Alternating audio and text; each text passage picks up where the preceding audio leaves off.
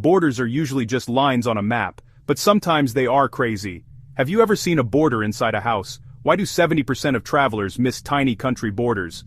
Some borders are hidden in plain sight, not on maps. Sometimes they're right there on city streets. Sometimes they're way up on mountain summits. Ready for two of the wildest? Start slow. Most borders are invisible lines, but number 10 is literal and tiny. Vatican City. It's the world's smallest country, an enclave inside Rome. Its boundary isn't a huge wall. In St. Peter's Square, it's just a thin white line painted on the pavement. Tourists stroll across it every day without a second thought. Now, number 9, Mount Everest. The border between Nepal and China runs right across the summit, so technically, climbers stand in two countries at once.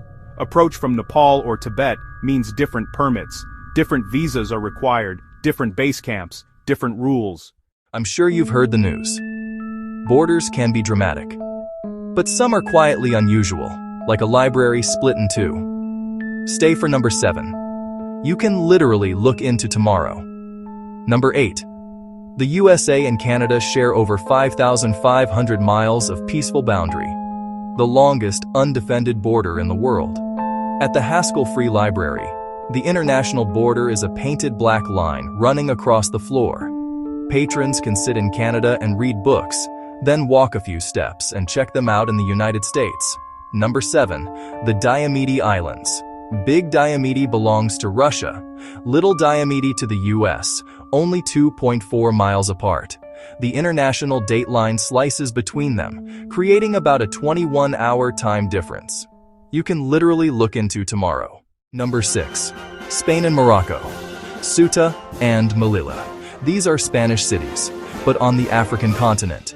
Massive border fences slash the horizon, layers of steel surveillance cameras, strict security checkpoints.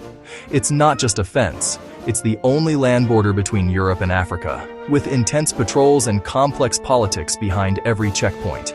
Number 5. India and Pakistan. The Wagah border. Every evening the guards put on a spectacle, synchronized drills, soldiers high kick, soldiers stomp, soldiers glare with theatrical precision. Crowds roar like it's a sports final, flags flare, drums pound. The whole place feels rivalry and ritual. It's aggressive, it's ceremonial, wildly popular with tourists, a border-turned performance. Two borders, two very different shows of control, both unforgettable. I'm sure you've heard the news. Borders can be boring. Not this one. Welcome to the geopolitical maze that will bend your brain. Baarle Nassau is a patchwork of enclaves and counter-enclaves. Dutch bits inside Belgium. Belgian bits inside those Dutch bits. White crosses painted on the pavement mark the line, slicing through cafes, slicing through shops, slicing through private living rooms. Locals joke you can sleep in Belgium and eat breakfast in the Netherlands in the same house. It's legal paperwork meets urban absurdity. Now flip to the opposite extreme, the Korean demilitarized zone, the most heavily guarded border on Earth. Fields of landmines, razor wire, watchtowers. In the joint security area, blue conference buildings sit between soldiers. Soldiers stand face to face, stone still. An eerie tableau of tension. One border laughs at maps. The other freezes time in watchful silence. Bir Tawil sits between Egypt and Sudan. Here's the twist. Neither country wants it. Both nations claim the richer Halaib Triangle. To avoid conceding that prize, each rejected Bir Tawil. The result is a true no-man's land. Unclaimed, ungoverned, mostly desert. People have planted flags as stunts, but legally it's nobody's territory. Now number 1, a cross-border artwork between Poland and Ukraine.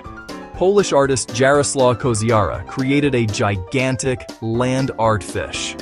It swims across the border, half in Poland, half in Ukraine. It's a playful reminder that nature and art don't pay attention to lines on a map. Borders can divide, but creativity connects. Which border would you visit? The unwanted desert or the giant fish? Subscribe for more quick geography documentaries.